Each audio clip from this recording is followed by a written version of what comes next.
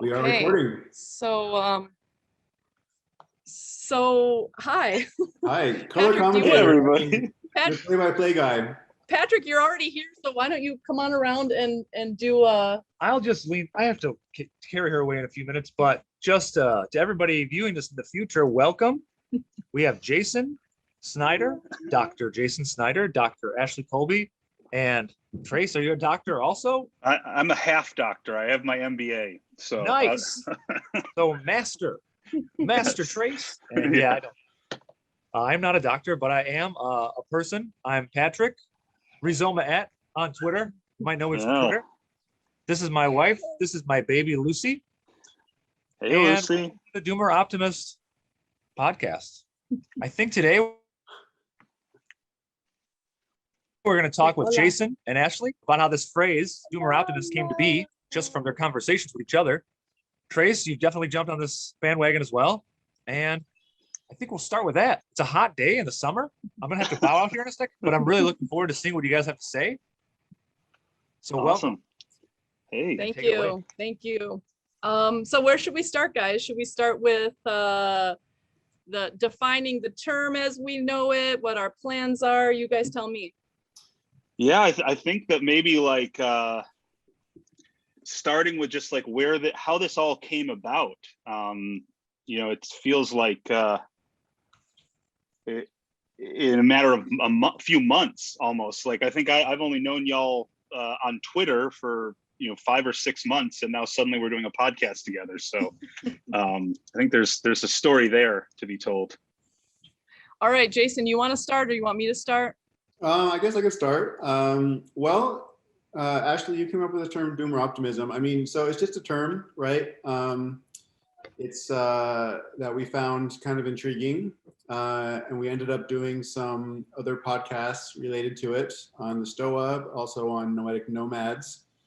And I think it just, in my mind, it describes a sensibility, a structure of feeling, which is kind of a term that's been bandied around for kind of different epochs or kind of different stages in history have different structures of feeling, right? And it has to do with the challenges of modernity, or we could say perhaps the unsustainability of it, or even worse, modernity, and seeing that things aren't right, things aren't headed in a great direction, and so there's a lot of doom on the horizon that people are sensing from many different directions. And the optimism comes in.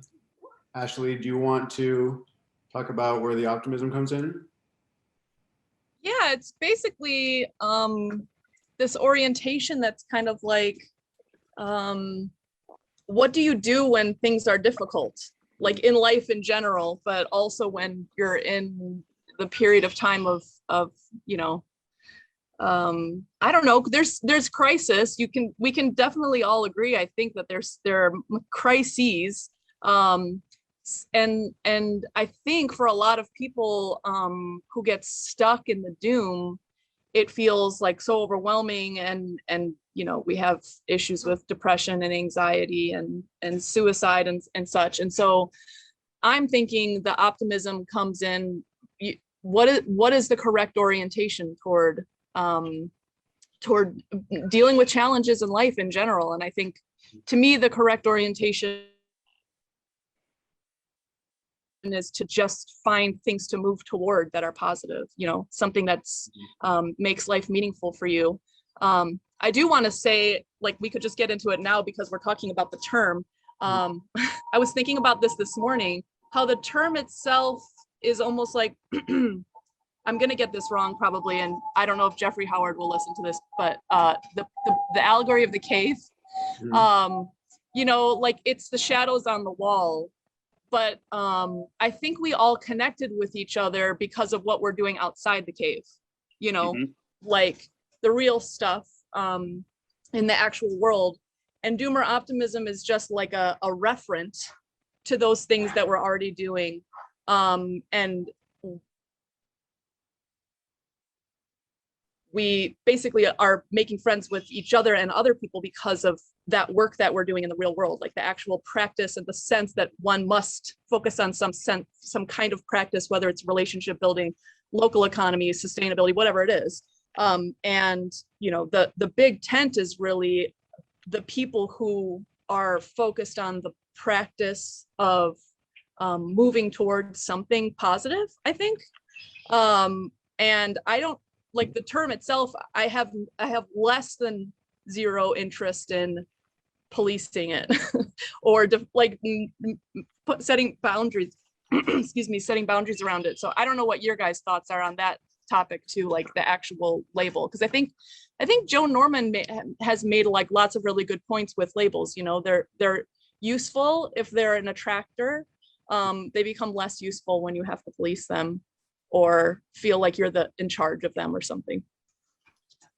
Yeah, I mean, so I think it has mimetic stickiness. It resonates with people, presumably in many different ways. I mean, Peter Lindbergh, who we had the series on the Stoa with, the Doomer Optimism series, he really likes that phrase for his own reasons, and he I think mentioned to me that he would also maybe like to use it in some context as well. And so I think we're all kind of coming from a certain orientation of being kind of advocates of localism, of permaculture, of local economies, so we have a very particular kind of worldview, but I think it has broader mimetic appeal. Now, to what you said about labels becoming kind of solidified, it becoming some kind of ideology, it becoming rigid, we want to avoid that. To me, it's just a playful term that, is kind of a flag that brings people together, but, maybe Tress, maybe you want to talk about, like, for example, yesterday, people start having ideas of like, oh, this is what Doomer Optimism is. There were some complaints yesterday that it was like leftist because, Tress identifies as being a leftist, or it was statist because presumably not every Doomer Optimist is a Bitcoin maximalist or something. I don't know. It was kind of bizarre. Tress, do you want to talk about that, or also just wherever else you want to take that?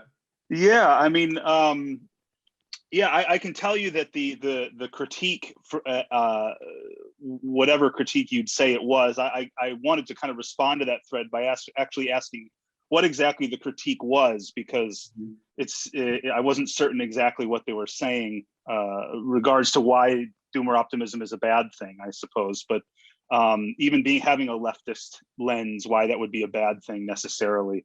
I did feel a little personally attacked, I'll say, because I felt like clearly they were talking about me in particular, or it seemed like it, but that's irrelevant.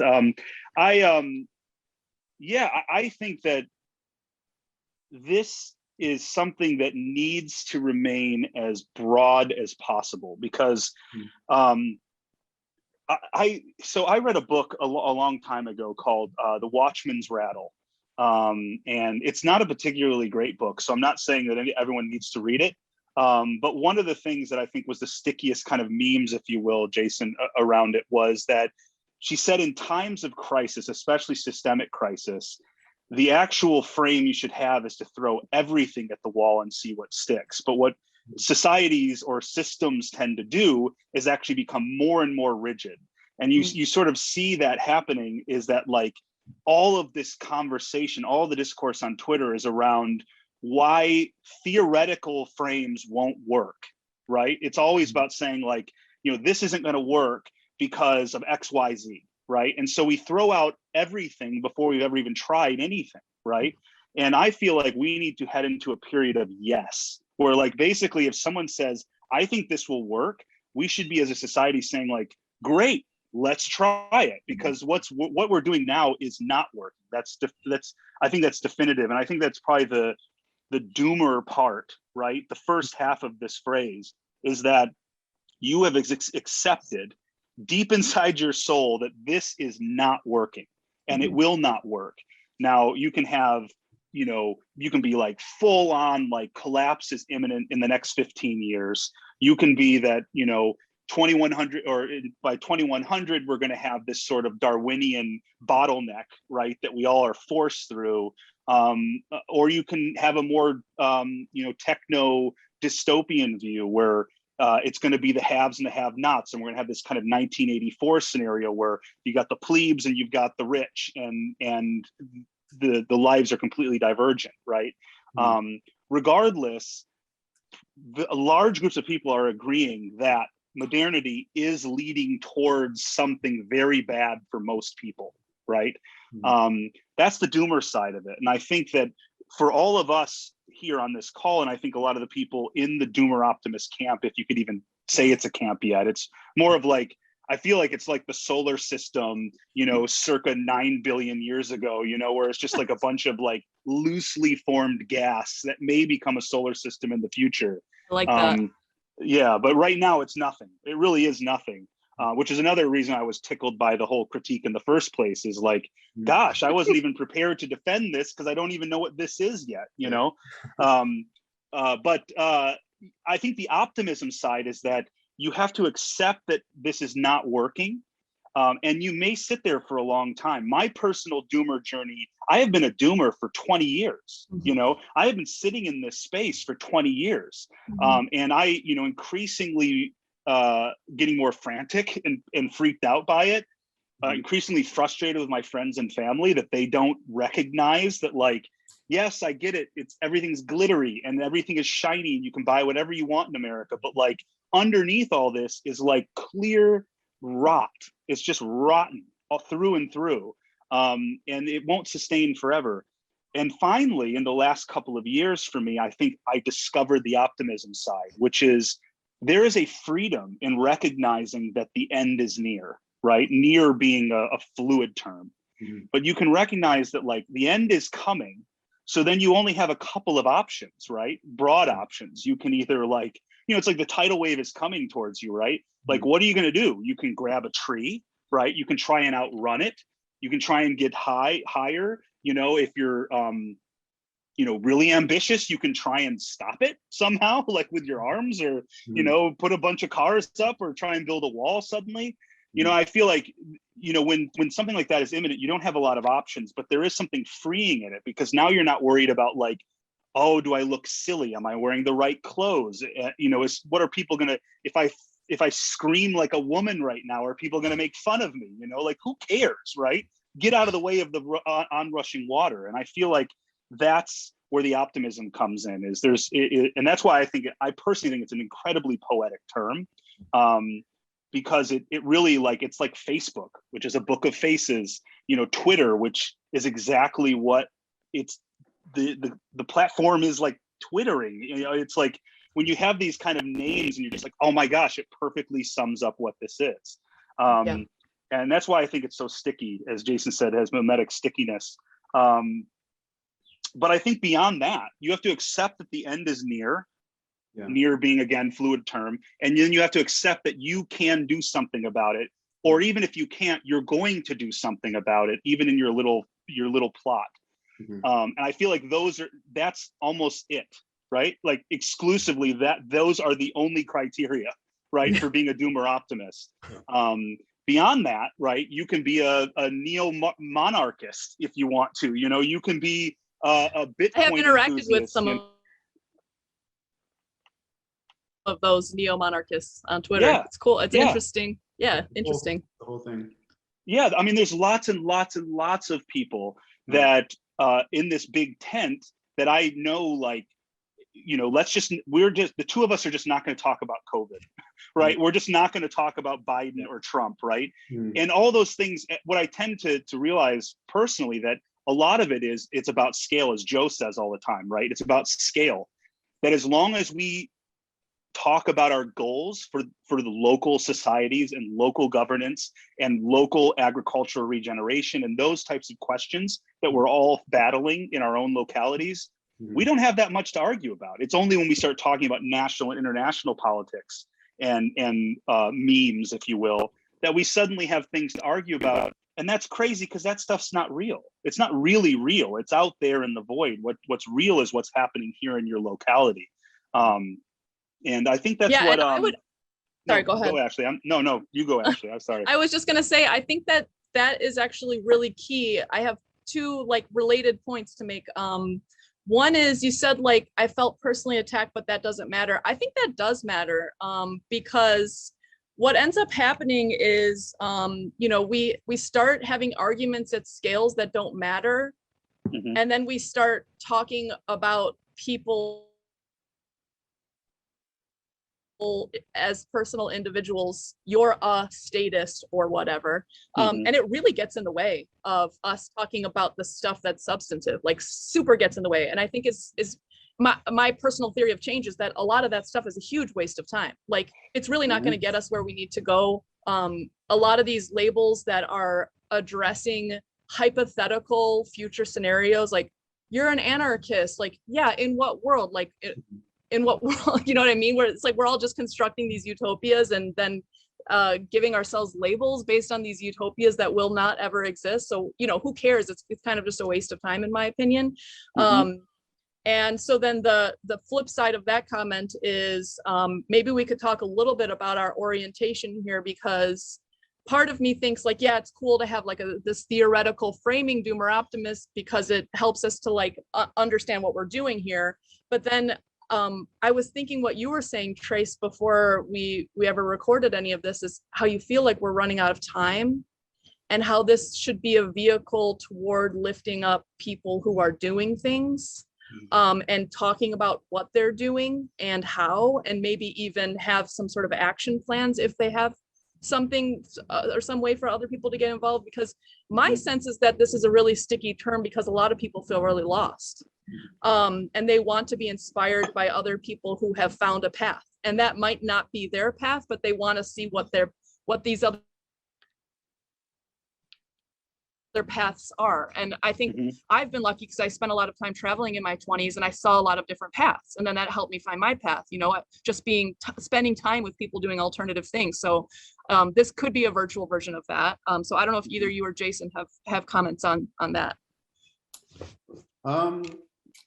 Yeah, I think the general approach that I foresee is that, you know, in terms of conceptuality, you know, we're very fluid. We're willing to adopt many different lenses if they can help frame the discussion well, but we're not, at least we'll try not to be rigid in kind of our conceptual framework. So we'll take kind of I would call it a metamodern or meta-rational approach to concepts, but in terms of actual, you know, but as Chris said, we're running out of time. And so this is, you know, not meant just to be a theoretical exercise. We actually want to talk to people who are making a difference in the world, who are working within the local communities, or maybe they're working on some kind of technology platforms that can help scaffold, you know, these kinds of efforts that we think are required, which we can get into as well. And, you know, kind of valuing pragmatism over ideology. You know, although again, I don't think we should pretend or try to say that we're kind of value neutral or free. Right. No. Like that. I mean, I think one, you know, and I like what you said, Tress, about, you know, at the local level, a lot of these kind of larger scale, say national or even international kind of conceptual battles, you know, just kind of fall apart at the local level. Not all of them. There are real conflicts between left and right, even at the local level. But I think, you know, localism is kind of a different axis, right? It's a more embodied, situated orientation where, you know, being able to, you know, interact with your neighbor or help each other out in you know, in a very real sense. You know, ideology is not always, you know, as important. But I do think that there are some conceptual frameworks as well that I will want to interrogate, right? So one is, you know, and I think one of you mentioned, maybe you, Tress, about like the tidal wave is coming, and, you know, we have all these strategies. One is to try and like push back the tidal wave, right? And I think that's the eco-modernist approach, right? And so I think that's, you know, a worldview that we want to interrogate and not necessarily throw out, maybe with the bathwater, but take a critical lens on, you know, as well as taking a critical lens on what people might accuse us of being kind of like these neo-Luddites, romantic environmentalists, romanticists, whatever accusation will come. So I do think that's a clear area where that framework, that paradigm actually matters to how you're actually implementing real things in the real world. And so that's, to me, that's kind of like the big exception that'll be interesting to explore. Yeah, I mean, in some respects, that's the silver bullet, right? Is that so many people, especially on Twitter is notorious for this, is about shooting down, is talking about theory all the time, right? Everyone's talking about theory and theory this, theory that, and your theory of change won't work, blah, blah, blah, blah, blah, right? Or it hasn't worked in the past. You see that like the battle between communism and capitalism, for instance, right? The theoretical battle there is always about, well, communism has been tried and it failed, right? But of course, communists will come and say, well, capitalism has been tried and it's failing, like it's failing too, right? Spectacularly. And the truth is, right, is that like none of these systems have really been tried because they've all been like shot through with fascism and authoritarianism and, and corporatism, right? Like, there is no pure, you were talking about this, Ashley, about purity tests. Like there is no pure economic system or pure governing system, right, that's ever been tried. This clicked with me last night for some reason that, and you mentioned neo-Luddite, which is something I have been straight up called multiple times by friends, by family, by people online. Like, you just want it to be this, the 18th century again. And it's like, well, yeah, I mean, you're not wrong. Right? Like there are lots of aspects of it I like, but I would not want to die of a toothache though. Like I don't want, wooden teeth. I don't want to break my leg and then have a limp for the rest of my life because, my brother said it. Like there are lots of things that I don't want. I don't want to be sloshing around through horse crap and raw sewage in the streets. Like there's lots of things I don't want to go back. So like one thing I was thinking is, well, maybe the frame is we're not trying to go back to anything. We are trying to create. Right now, we are coasting on the fumes of the 19th and 20th centuries. And what I want is a 21st century vision for the world, which incorporates all of the great things men and women have learned over the last 80,000 years, right? Like humans have been perpetually learning things over 80,000, 100,000 years. And there's a lot of good stuff there. So let's pull out all the good stuff and take this moment of cataclysm as an opportunity to sort of birth this new thing that doesn't really look like anything in the past. It looks like everything from the past and nothing all at once, right? I was thinking as you two were talking about like, what is a Doomer optimist, right? And I feel like it's sort of like an amphibian, right? Before we said what amphibians were. So like some people would be like, oh, that's a fish. And then another person would be like, no, that's a lizard. And they're both right from their frames. But in actuality, it's an amphibian. It's something completely different. It's a completely different animal to both of those things. And I think that gets to the heart of some of what that discussion yesterday was like, Doomer optimism is a leftist psyop, right? It's like, okay, yeah, sure. I mean, that certainly makes sense, especially if you follow my feed, right? But I am one random dude in this larger group of people that include people that I know for a fact are not leftists at all, not even a little bit. In fact, they're probably, make libertarians look like leftists, right? Like this is a big tent, but it comes down to that action. It comes down to that sense that you have some idea that you should be taking action and that you can take action. Now, you may not know where you're going with that, right, yet. And that's where I think the Doomer optimism, any kind of centralized aspect of it, should be merely around creating those connections between the different nodes.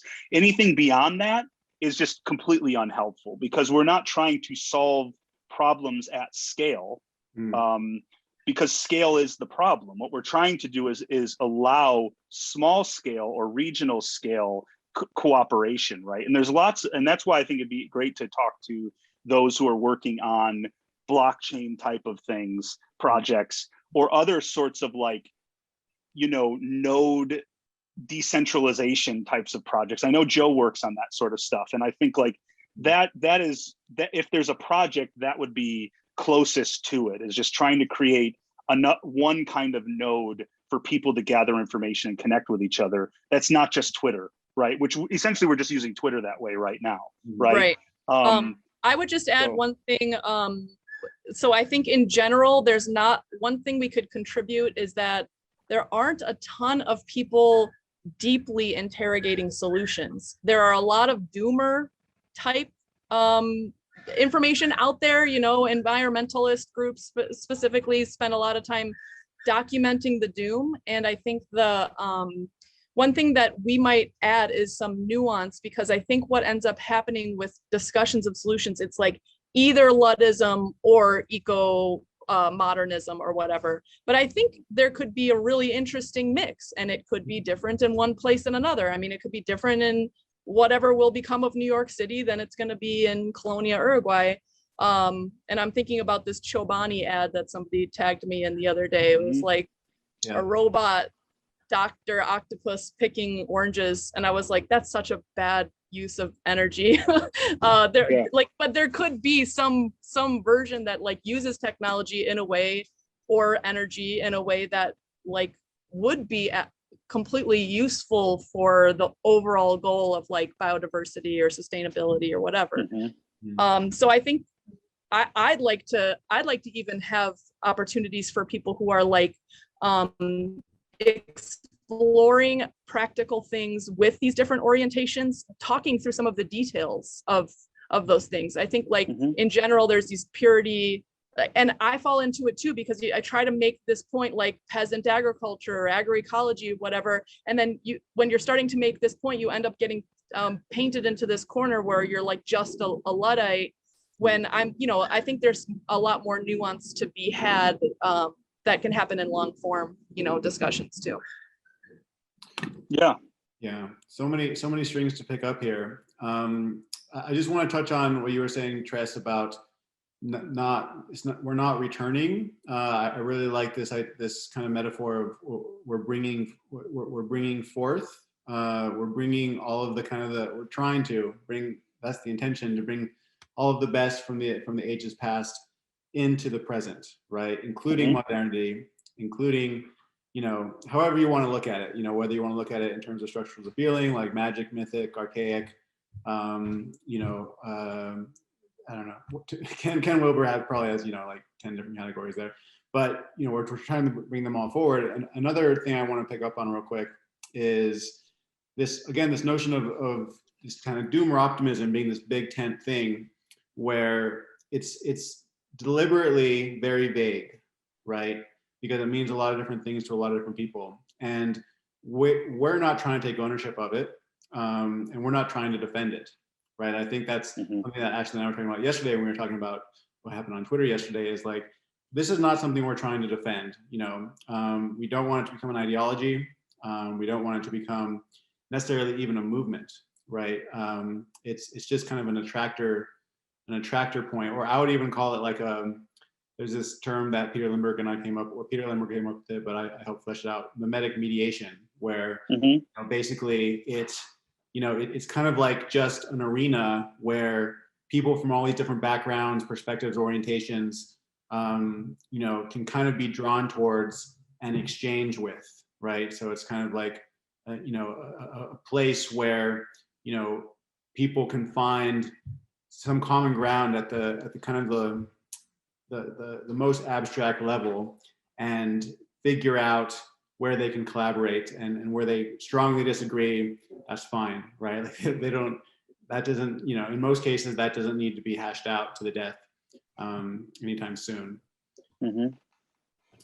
I think also it's really nice to, I really enjoy you guys because you can take a kind of like relaxed and open approach to people. It's like, I personally don't really know if Bitcoin will be the answer or not.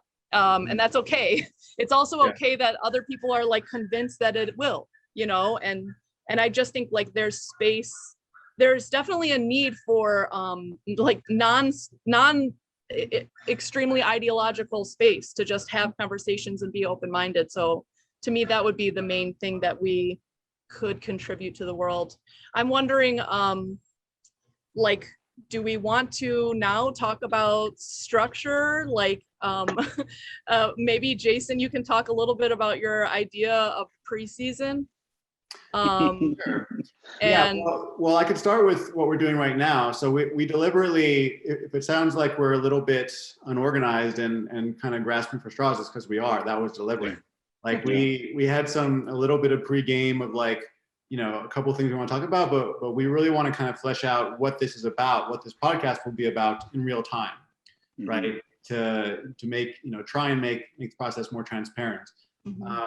But some ideas that we've thrown around is one, we don't want it to just be us three, like interviewing someone. Like we don't, you know, we want it to be a more fluid format than that. We want to have guest interviewers, for example. So if somebody, you know, in this general kind of Doomer optimist structure of feeling really wants to interview somebody and wants to take the initiative and reach out to them, this can be a platform for them to do that. Of course, you know, we'll have to discuss, you know, make sure, you know, there will be a little bit of curation, just FYI, and hopefully that will be transparent as well. But, you know, we want this to feel like a community where different people can feel like they have some ownership of it and can participate and can help also guide its evolution. But in terms of this idea of a preseason, basically, and you know, we haven't agreed to this yet, so I want to see what you all think, is that basically for the rest of the year, we're just kind of getting our feet under ourselves, right? We're just kind of getting grounded a little bit and getting into a flow, you know, things like that. And the season one will really start next year, right? Where we do something that's a little bit more structured, that, you know, we've thought out a little bit, but we're not there yet. And so while we're getting there, you know, we want to be starting to have these conversations in real time, you know, and that's why we call it the preseason. We're kind of working out the kinks, you know, we're getting good. So that's that idea. I'm curious what you guys think. what do you think, Trace? Yeah, I was thinking that we could build this as the least professional podcast on the airwaves, because, you know, yeah, I mean, I think like, honestly, that we keep referencing it, but that conversation yesterday on Twitter, I think was a brilliant, like, microcosm of why this needs to be as big as possible and as not us-centric as possible, right? Like, we're irrelevant. In the end, we want this, you know, this is, if anything, it's just a clearinghouse for ideas and for people to come together and talk about things, who have at least identified, you know, agree on certain, we'll say, like, you know, connection points, right? And for me, I can tell you that this has been incredibly fulfilling, you know, to know that there are others out there like me, that it may be hard, you know, I put together like a Google, like a Google form for like my friends and family, and was like, okay, if we needed to do like some sort of like bug out, or we needed to like create a place, what state would everyone be down with? And virtually everyone was like, I'm not interested in this at all. Like, I see no reason why I would ever have to bug out. And I'm just sort of like, oh, okay, I'm crazy. Like, I'm a crazy person, and you guys are increasingly thinking I'm crazy. I am a crazy person. And then to find out, you know, on Twitter that like there's thousands of people like this around the country and around the world. They're just not my friends. Like, they're not my immediate like friend group, you know, and it's just been a very like eye-opening process for me personally.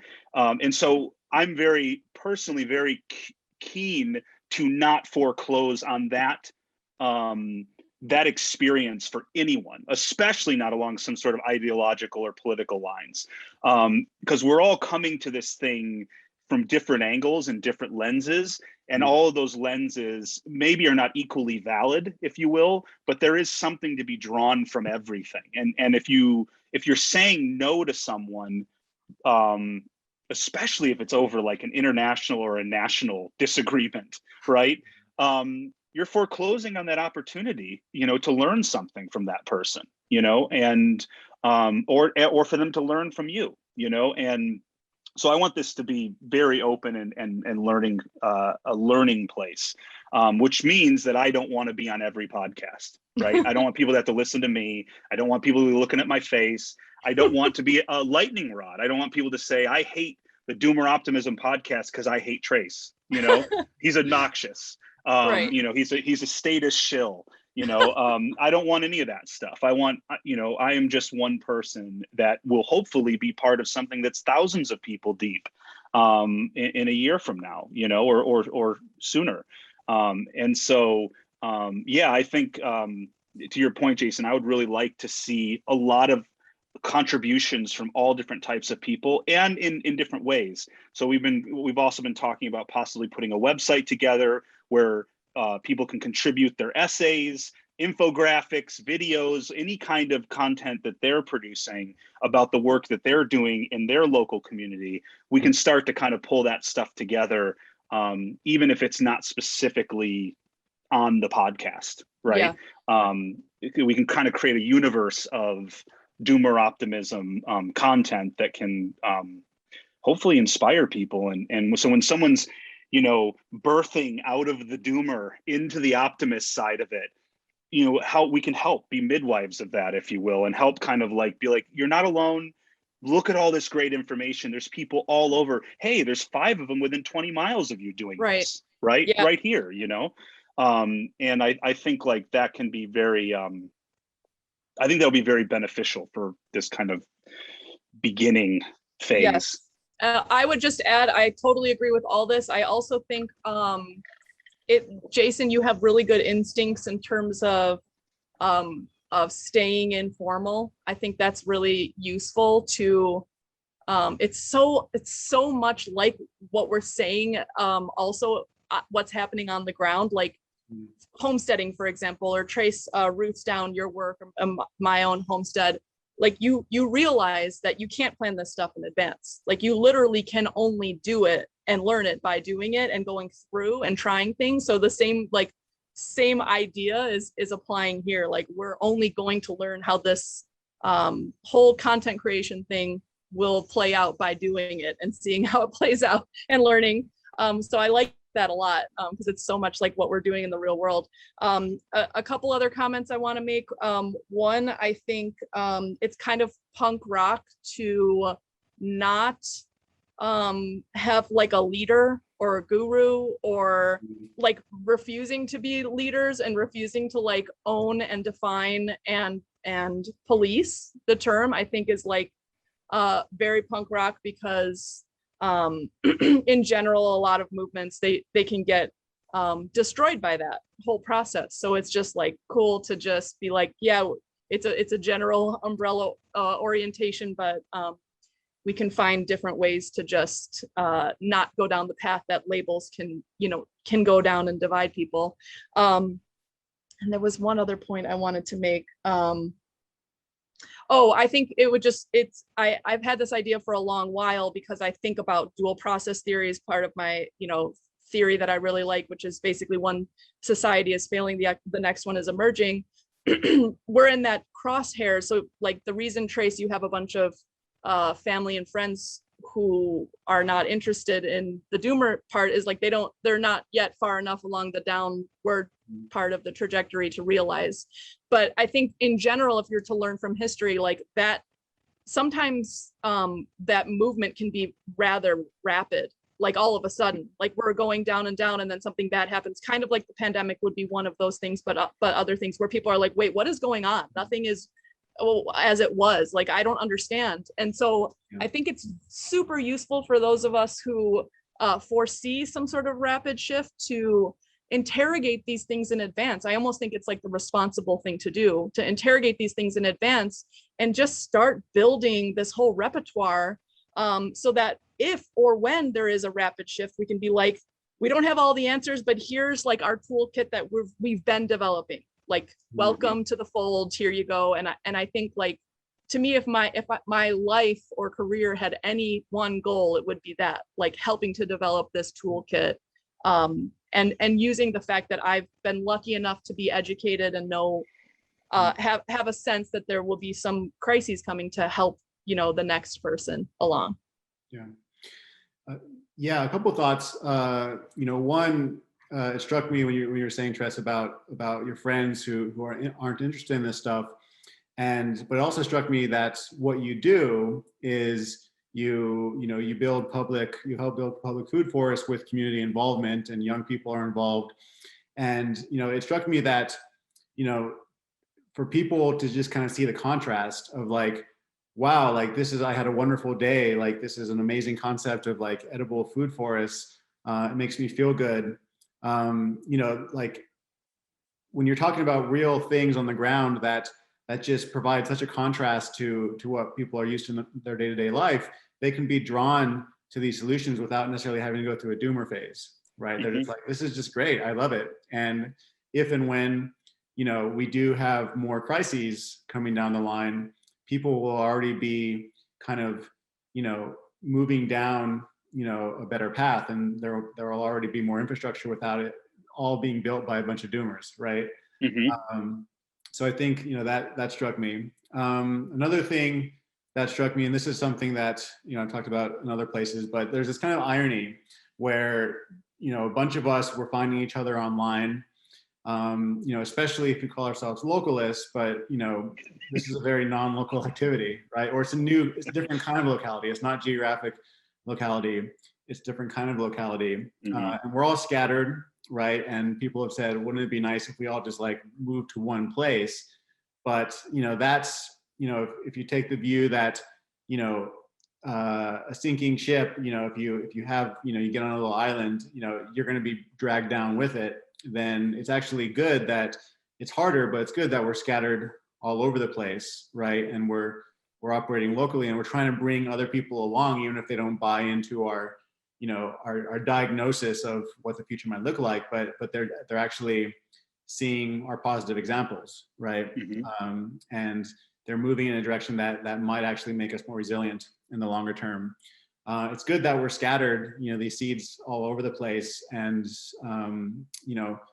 trying to go into the dual process theory, trying to build the scaffolding of an alternative structure that that can be scaled up, of course, or maybe made broad scale. I'm hesitant to use scaled up because I know, or just like spread.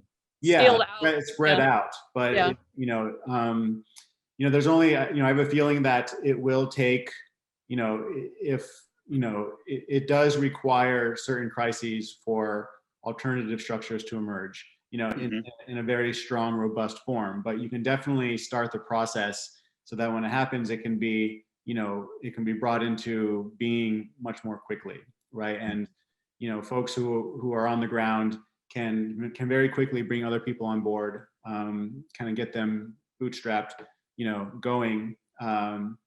And yeah, I mean, I think if there's nothing else that this podcast accomplishes besides creating a nice community, it's just highlighting things that people are doing that are making the world a better place and making it more resilient and regenerative.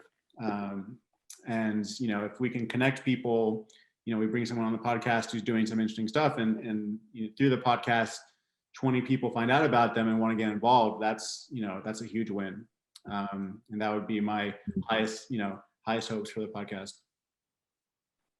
Yeah, I agree with all of that. I mean, I think, I think that we definitely, the idea of scale, like it's definitely something we need to stay away from, because I don't believe, if we have a problem, it's this hypertrophic scale of everything these days. So what it leaves behind, right, is everything's basically an actuary table, right? Is that like, this works for 90,000 out of 100,000 people, so it's a good thing, right? And it's necessarily leaving those 10,000 just out of the system, right? And I think automobiles are a perfect example of that, right? There's like something like 80 million Americans don't have reliable access to an automobile, right? A third of the country almost doesn't have reliable access. And yet we have a system that's entirely built for those who can have reliable access to an automobile. And I think that, you know, it's very, very hard to, I'm very much like a kind of like a natural planner. I'll say, like, kind of centralist in a way, in that I really love a really great plan, right? That seems to take everything into account. But my experience so far in life has been that, like, nothing ever goes to plan. and permaculture in particular has taught me that itself is the beauty, right, of it all. Like, it is, you know, deciding you want to compost, you know, your compost spot in one place, and then saying, now I'll move it to another place, and then suddenly you have a pumpkin patch where your compost pile was, right? For 1 year. Like, I don't want a pumpkin patch right there. It's a random spot in the middle of my yard, but I'll go with it this year and see what happens, you know, and then I'll till it all up and I'll plant something else there next year, you know. And I think, like, I don't think that there's any possible way, or no, there's no better indication that we are screwing up royally if the Doomer Optimism tag is leading to scalable, centralized solutions, right? That means we've been co-opted somewhere along some line, because what these solutions should be like, you know, I mean, I think that we're sitting here in we're a perfect little microcosm of it, right? Is that very little that I'm doing in this hyper urban context, Jason, right, has any applicability to what you're doing in North Carolina, right? Like, you're doing something quite different, and it sure as heck doesn't have anything to do with Colonia, Uruguay, right? Mm-hmm. Like, so there may be aspects in which we can play with one another and share ideas and share things, right? But we're doing very different things. Mm-hmm. And so I think that we should be celebrating the fact that we're all doing very different things, and that what I'm doing here in Atlanta may not, 98% of it may not be applicable to anything else anyone else in this immediate group is doing. But that doesn't mean that it doesn't deserve talking about. It doesn't mean that it's not working for here, right? Like, things can, there can be very hyper local solutions that have only moderate applicability to other locations, but we should still be celebrating those things. I would love to see a constellation of, thousands of mini solutions, right, that only have the loosest connection to one another. But when you take them on that actuary table, right, you're actually solving things for all 100,000 people instead of just 90,000, and I think, like, that's the future that I see, is very decentralized, very local, very hyper specialized solutions depending on the locality, and maybe some of them scale up to a bioregional level, right? But in general, it's going to have to be local. It's going to have to be taking these things into account. And in some respects, I think that is the closest thing to a silver bullet against, hypertrophic statism and globalism and, corporate control of things, is that they're always allowing that 10% to slip through the cracks. And if we can just coalesce these kind of, a movement of those 10% doing all their little things in their local communities, it becomes almost literally ungovernable, right? By design. Mm-hmm. And I think that that's how we can solve a lot of problems for a lot of different people, by empowering that local, hyper local solutions that may be intentionally unscalable. Yeah.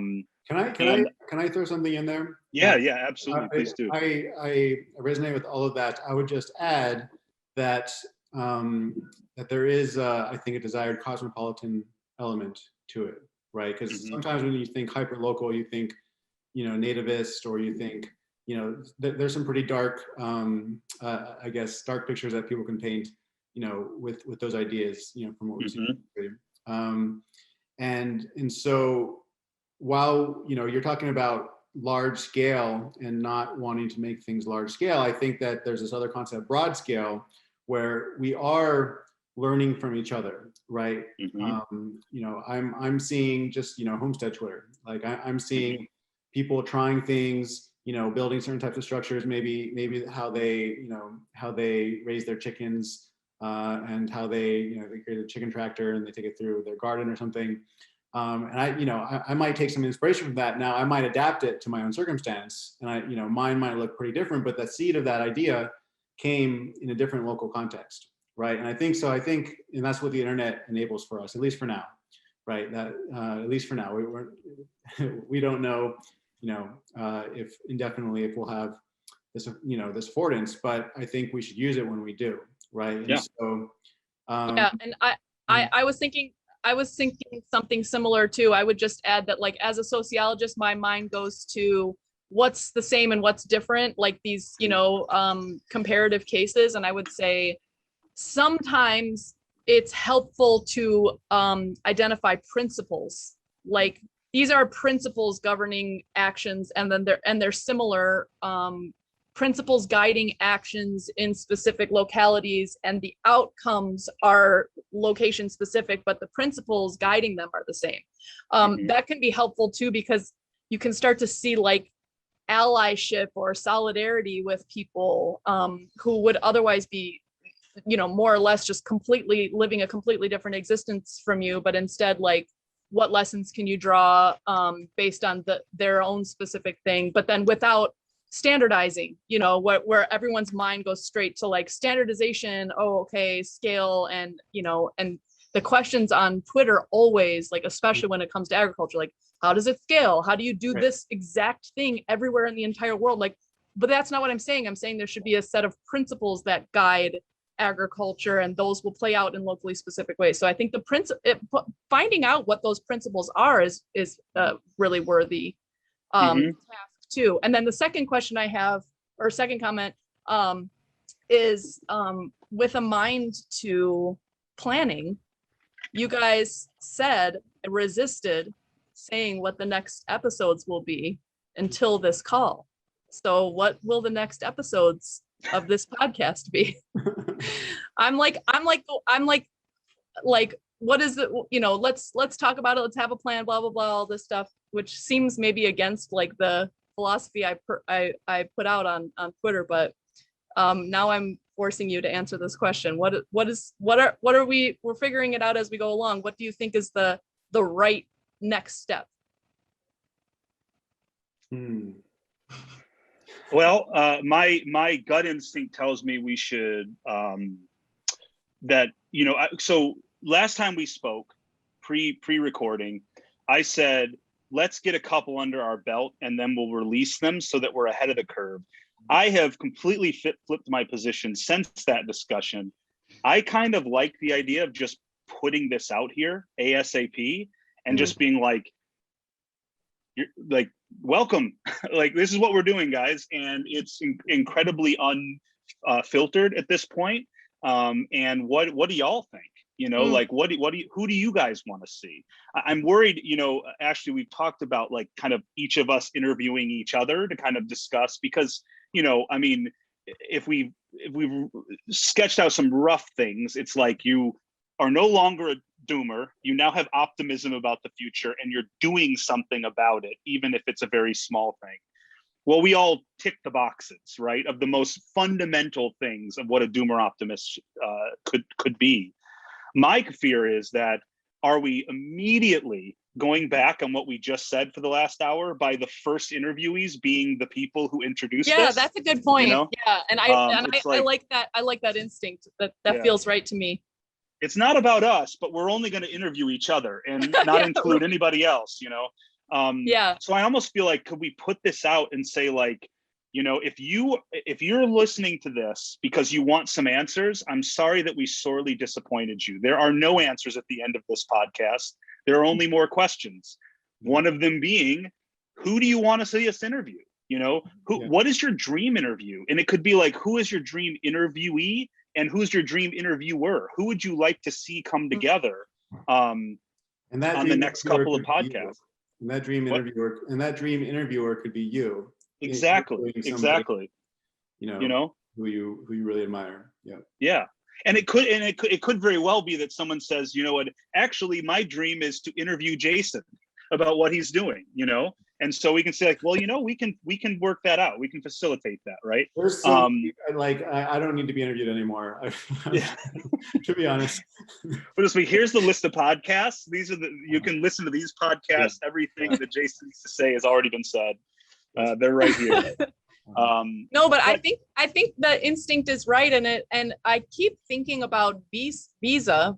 I don't know how you say his name, the guy on Twitter, and you were saying this too, Trace. Like, I think that there's like a lot of untapped potential when it comes to just the internet and being able to access people, and like there are tons of absolutely amazing thinkers who have like almost no barrier to getting a hold of, and will absolutely be interviewed. And like my hero Morris Berman, I think it's unbelievable how much access there is still, really.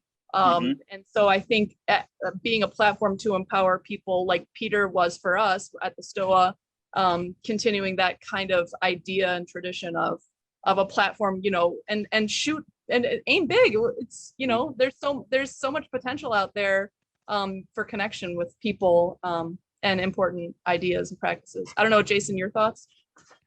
Well, my immediate thought was we should probably talk to Peter to see how he wants to wrap up the STOA. That's might not pertain to this conversation, but that was my immediate thought, just to have a responsible transition. Yeah, I like the idea of putting this out there, getting some feedback, and then using that to help us inform our next episode. So I don't think we should have a plan for the next episode now. We should wait to, hopefully, if people are interested in this and are engaged, want to give some feedback and help us guide this preseason. Yeah. I mean, I think we're going to use the purpose of the preseason, if anything, is to discover what is, in the short term, what is the most optimal way to do this. What is sustainable from a perspective of putting out a weekly podcast, if that's what we want to do. If that's not what we want to do, like, how often can we put it out, and what kind of questions are we looking to answer, and what's the format? I think we've more or less foreclosed on the idea that the format is the three of us talking at each other. So other than that, we're pretty wide open, right? We want to interview people. We want to get good people in and have interesting conversations. But beyond that, I think, like, let's use the rest of this year to figure out what the heck this thing is. Right. Including what the heck Doomer Optimism is, which maybe is the central thing we're trying to figure out, is what is Doomer Optimism, at least for the year 2022, because it may be something very different in 2023, so what does it need to be now? And I think, my suspicion is we simply need to be a light on the hill. We just need to, be that lighthouse saying, all you ships that have been lost in the fog, come to us. And then we'll sort it out later, what we're going to do on this little island together. Grace, you've got the best metaphors, really. The best metaphor. I didn't know your metaphor game was this strong. Yeah. Very strong. Well, thank you.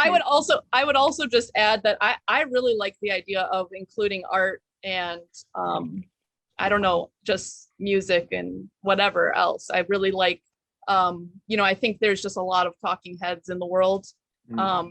I don't know if we could even push it and do some versions of digital tours or whatever, people showing some parts of what they're actually doing. But anyways, I basically think it's really possible to do a lot of different things, and I have no qualms about pushing the form of the podcast either. I just want to say that for the record for those listening. And I'll second that, Ashley, because people express themselves in so many different ways. And one of the biggest, things I struggle with modernity is just how few avenues there are for self-expression. Because everything is always like, how do you make money? How am I going to make money? Or how can I pay for this habit, right? We view our creative expression as a habit that we have to pay for somehow, instead of a natural expression that people just want to do, right? And so I think we can empower that self-expression and that creative expression in a variety of different ways. We can probably do a really cool job collectively of starting to describe what this 21st century version of human civilization that we're trying to give birth to. Chobani tried. I'll give them credit for that, right? They tried. Yeah. Obviously there's lots of things to critique, but the critique is part of the game here, right? Is like, I don't have a problem with someone critiquing me or my worldview, especially if they're making darn good points, right? The point is you have to be open to it, and then stand your ground where you think you need to stand your ground, yeah, I'd like to see like what people are doing. That's actually, we've been doing all these youth exercises at Roots Down at all the libraries we've been doing. We've been inviting elementary school kids out. And one of the central exercises is we have a big blank piece of paper. And just the question is, what world do you want to see? Right? Very open-ended. And then the kids, you get 6 or 7 kids coloring around this thing, and it ends up being this big old collage of what they want to see. And it's phenomenal the ways they answer that, right? I mean, one kid was just like, I want to go to space. And it's like, okay, that's an answer to the question, sure, I would like to see this be a space kind of like that, where we can start to frame out the contours of this thing. Because like I said, we're looking at an amphibian. It's not a fish, it's not a lizard, it's none of those things. This is something new, right?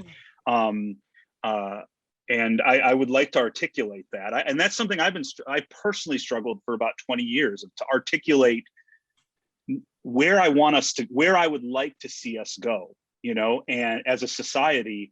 What I found one of the key things is in the last couple of years, like maybe it's turning 40 and becoming a little more mature, is that like, I've increasingly tried to like dial it back and say like, what do I want to see for myself and my community? Because not everyone wants what I want. I forget who says it, is always saying, our gold is not your gold, Neil Clark, boiled owl. Yeah. And my dad always, his version of it was always, there's an ass for every saddle, right? Is that everyone wants something different, and you can coalesce around more, ideas of what that is. But I think it's hubris to expect everyone to want what I want. And so then it really comes down to like, well, then I can affect my home, I can affect my community, and I can play local politics to try and convince other people my ideas are good and will benefit their lives too. But beyond that, that's the extent of my sphere of influence. And so we're not changing the world. I'm not changing the world. I'm changing my community into something more like I would like it to be, with the help of lots of other people. And I think I rambled. I think I just got on a soapbox. I'll step off now. Oh, that was good. Jason, do you have anything else you want to add? No, my mind is kind of blank. I think maybe, I don't know, I think maybe we can wrap up soon. I think we've gotten our word salad out there, and we want to get some feedback. I guess a couple of things. One, it might, I think some people, if it like one of your friends who doesn't want to change anything, listen to this and it's like, what doom? Like we haven't really spelled out, why people feel a sense of doom, or, we've said it's coming from many different directions, but we haven't really spelled out like what we see the actual situation is. And so I think, maybe there will be time in the future, while we're interviewing people and exploring those things. We're kind of assuming that everybody knows what we're talking about, which is fine, because there's kind of a little community, factitious community on Twitter who, that we're mutuals with and kind of know what we mean. But, a lot of people who listen to this podcast might not. So that's one. No, I don't have anything else. I think I would just add to that point. One thing that really guides my thinking on this, and is kind of an assumption that's so core to my thoughts about doom. Like I don't even really know how to have conversations with people who are not, I think at least having keyed into this fact, which is this net energy conversation. We don't have to go into it now, but the Post Carbon Institute had a really good podcast describing what it is, and just basically how abundant fossil fuels are, and how they're a finite resource, and how that just has implications for like so many things. To me, I think that's core to my doom assumption, but there are a bunch of other, like, minutia to that, to the doom assumption that I think are worth talking about. And I think even like a traditionalist would say, we've gotten too modern, we've gotten away from these, ways of doing things. There's lots of different assessments of doom, and that was what I found in my research too. And that's okay. Like, we also don't all have to agree on like the problems facing the world, but I think airing those out and people's concerns and what they don't like, and then why they're moving toward what they do like, I think should be key to these conversations for sure. Yeah, and also getting people on, we can have our assessments, but then we get people on to critique those assessments, right? So somebody might say, well, we just need to build 1,000 nuclear power plants, and energy is solved. That'll give us clean energy. Climate change is solved. We're good to go. We just keep going, right? And yeah, some people have that view. I don't. Some people do, but and this goes into like a differing format. Not just a podcast, people talking. Art, actual documentary kind of format, but also in terms of like how we have the discussions. It could be an interview format. It could be a debate, friendly debate format. There's many things we can play with there as well. For sure. Yeah. We still need to have the trees versus rockets debate. That's right. That's definitely, I'm sure that's going to be a theme, but we shall see. It's always the theme of the debates happening on Twitter. Why do we have to have friendly debates, Jason? I say we have like straight up this like knockdown dragouts on here. Set people up who we know hate each other and just see what happens. Shake it up and throw the. That could be part of our experimental form as well.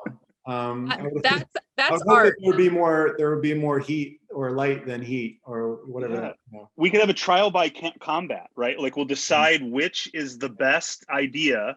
And each side chooses their combatant, and then we'll see who wins the boxing match, right? And they win, But it has to be a scything competition. yes, scything competition. Or if you're the rocket, you have to use a weed whacker, and if you're the Luddite, you have to use a scythe. And then we have all right, cool. Well, yeah, I think we've accomplished what we needed to today. We'll try to button up all the loose ends we need to, but I'm excited. I'm really glad. We didn't really talk much about this, but obviously Jason and I were just substrate for the meme to emerge. We're just letting this thing become itself. And then Trace, got in touch with me and said, like, I was just thinking about doing a podcast. So it just feels very emergent and serendipitous and good. I appreciate you guys. Yeah, thank you. Can I ask just one last random question? Yes. How did the two of you meet? Like just on Twitter. And Jason saw my tweets. And I was just like, oh, Twitter sucks. Twitter's so stupid. Who cares about your ideas or whatever? But I'm like, I'll just go on here because we have a pandemic and student groups aren't coming anymore. So I might as well like start getting some of my Uruguay ideas out here.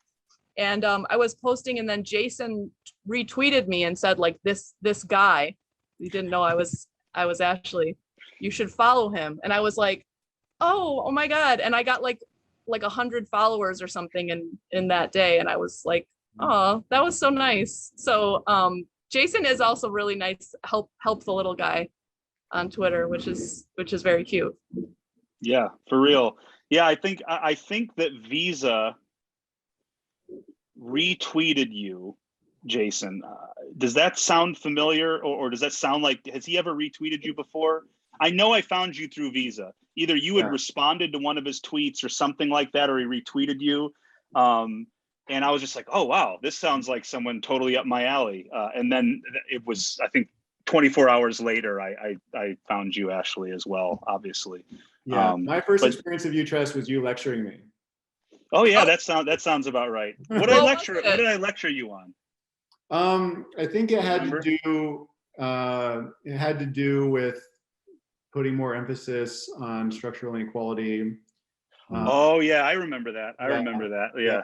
And then you were like, and I was like, okay, like I take your point. And And then you're like, oh, but I actually like your content, and hey, I Yeah. actually agree with most of you and stuff. And then I was like, okay, cool. Yeah. Yeah. So, Yeah. I You know what Go,